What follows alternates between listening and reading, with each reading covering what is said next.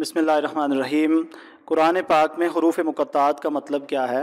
آئیے اس پر سید ابو الاعلیٰ مودودی کی رائے جانتے ہیں۔ سب سے پہلے تفہیم القرآن سورہ البقرہ حاشیہ نمبر 1۔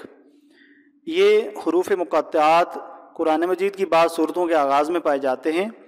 جس زمانے میں قرآن مجید نازل ہوا ہے اس دور کے اسالیب بیان میں اس طرح کے حروف مقطعات کا استعمال عام طور پر معروف تھا۔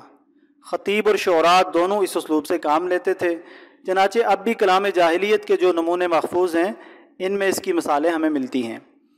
اس استعمال عام کی وجہ سے یہ مقطعات کوئی ناقابل فہم نہ تھے جس کو بولنے والے کے سوا کوئی نہ سمجھتا ہو، بلکہ سامعین بالعموم جانتے تھے کہ ان سے مراد کیا ہے۔ یہی وجہ ہے کہ قرآن کے خلاف نبی صلی اللہ علیہ وسلم کے ہم عصر مخالفین میں سے کسی نے بھی یہ اعتراض کبھی نہیں کیا کہ یہ بے معنی حروف کیسے ہیں جو تم بعض صورتوں کی ابتدا میں بولتے ہو، اور یہی وجہ ہے کہ صحابہ کرام سے بھی ایسی کوئی روایت منقول نہیں ہے کہ انہوں نے نبی صلی اللہ علیہ وسلم سے ان کے معنی پوچھے ہوں۔ بعد میں اسلوب عربی زبان میں متروک ہوتا چلا گیا اور اس بنا پر مفسرین کے لیے ان کے معنی متعین کرنا مشکل ہو گیا، لیکن یہ ظاہر ہے کہ نہ تو ان حروف کا مفہوم سمجھنے پر قرآن سے ہدایت حاصل کرنے کا انحصار ہے، اور نہ یہی بات ہے کہ اگر کوئی شخص ان کے معنی نہ جانے گا تو اس کے راہ راست پانے میں کوئی نقص رہ جائے گا۔ لہذا ایک عام ناظر کے لیے کچھ ضروری نہیں کہ وہ ان کی تحقیق میں سرگرداں ہو۔ اس کے بعد کتاب رسائل و مسائل سے مختلف اقتباسات جو مختلف سوال کرنے والوں کے جوابات میں لکھے گئے ہیں یہاں پہ نقل کیے جاتے ہیں۔ حروف مقطعات کے بارے میں جو کچھ میں نے لکھا ہے اس کی بنیاد دو امور پر ہے۔ اول یہ کہ نزول قرآن کے زمانے میں کفار نے ہر طرح کے اعتراضات کیے، مگر یہ اعتراض کبھی نہیں کیا کہ اس قرآن میں یہ حروف کیسے ہیں جن کا کوئی مطلب ہماری سمجھ میں نہیں آتا۔ ظاہر ہے کہ ان کو یہ بات تو مطمئن نہیں کر سکتی تھی کہ یہ متشابہات ہیں جن کی تعویل اللہ تعالیٰ کے سوا اور کوئی نہیں جانتا۔ مومنین صحابہ تو اس پر مطمئن ہو سکتے تھے، مگر کفار کیسے مطمئن ہو جاتے؟ لا محالہ اس کی کوئی معقول وجہ ہونی چاہیے کہ طرح طرح کے اعتراضات چھانٹنے والے لوگوں نے اس پر کبھی کوئی اعتراض نہیں کیا۔ دوم یہ کہ عرب کے خطبات اور اشعار میں اس طرح کے حروف استعمال کرنے کی مثالیں موجود ہیں جن سے معلوم ہوتا ہے کہ یہ اسلوب ان کے ہاں رائج تھا، اور میرے نزدیک ان حروف پر کفار کے معترض نہ ہونے کی وجہ یہی تھی۔ اس میں شک نہیں کہ بعض صحابہ کرام کے یہ اقوال روایت میں نقل ہوئے ہیں کہ ان حروف کی تعویل اللہ تعالیٰ کے سوا کسی کو معلوم نہیں ہے، مگر روایات ہی میں بعض دوسرے صحابہ کرام کے ایسے اقوال بھی ملتے ہیں جن میں ان کی تعویل بیان کی گئی ہے۔ لسان العرب کا مطالعہ۔ حروف مقطعات کے متعلق تفصیلی مطالعہ و تحقیق کی اگر آپ کو فرصت نہ ہو تو صرف لسان العرب کی پہلی جلد میں ان حروف کی تفسیر ہی کو دیکھ لیجئے۔ اس میں اول تو یہ معلوم ہوگا کہ مفسرین نے ان کی مختلف تعبیریں کی ہیں۔ پھر مشہور ماہر اللغات الزجاج کا یہ قول آپ کو ملے گا کہ اہل عرب ایک حرف بول کر کوئی ایسا کلمہ اس سے مراد لیتے تھے جس میں وہ حروف پایا جاتا ہو۔ اس کی مثال بھی انہوں نے پیش کی۔ اس سے معلوم ہوتا ہے کہ یہ طرز بیان قدیم اہل عرب میں رائج تھا، اس لیے وہ ایسے حروف کا مدعا سمجھ لیتے تھے۔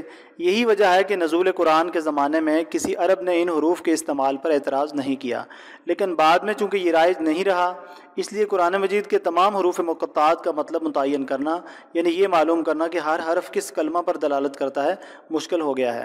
اسی وجہ سے ان کی دلالت متعین کرنے میں اختلاف ہوئے ہیں اور کسی ایک تعبیر پر اتفاق نہیں ہو سکا ہے۔ اس کے معنی معلوم نہ ہونے سے اس ہدایت میں کوئی خلل واقع نہیں ہوتا جو انسان کو قرآن میں دی گئی ہے۔ اگر اس میں کوئی ادنا سا خلل بھی واقع ہونا ممکن ہوتا تو اللہ تعالیٰ خود اس کی تشریح فرما دیتا یا رسول اللہ صلی اللہ علیہ وسلم یہ فریضہ انجام دیتے۔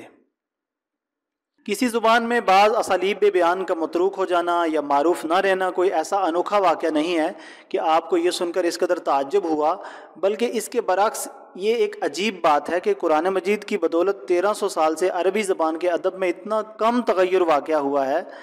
اتنی طویل مدت میں تو زبانیں بدل کر کچھ سے کچھ ہو جایا کرتی ہیں۔ حروف مقطعات زیادہ تر خطبات اور شعر میں استعمال ہوتے تھے، اور ان کے ہاں کوئی ایسے متعین معنی نہ تھے کہ باقاعدہ لغت میں درج کیے جاتے، بلکہ یہ ایک اسلوب بیان تھا جس سے کثرت استعمال کی بنا پر بولنے والے اور سننے والے یکساں طور پر مانوس تھے۔ اسی لیے جب رفتہ رفتہ بعد میں یہ اسلوب کم استعمال ہوتے ہوتے متروک ہو گیا تو لوگوں کے لیے اس کا سمجھنا مشکل ہوتا گیا، یہاں تک کہ تیسری چوتھی صدی کے مفسرین کو اس کے معنی متعین کرنے کے لیے لمبی چوڑی بحثیں کرنی پڑیں اور پھر بھی وہ کوئی تسلی بخش بات نہ کہہ سکے۔ اسالیب بیان کے بتدریج متروک ہونے کی شان یہی ہوتی ہے کہ کوئی خاص تاریخ ان کے متروک ہونے کی بیان نہیں کی جا سکتی، بس ایک مدت کے بعد محسوس ہونے لگتا ہے کہ لوگ ان کو سمجھنے سے قاصر ہو رہے ہیں۔ جس زمانے میں یہ اسلوب مستعمل تھا اس زمانے میں اس کی تشریح کی کسی کو ضرورت پیش نہ آئی، اور جب یہ مستعمل نہ رہا تو تشریح کی ضرورت بھی پیش آئی اور تشریحات کی بھی گئیں، مگر جیسا کہ میں اوپر کہہ چکا ہوں یہ تشریحات اتنی مختلف تھیں کہ ان میں سے کوئی بھی تشفی بخش نہ ہو سکی۔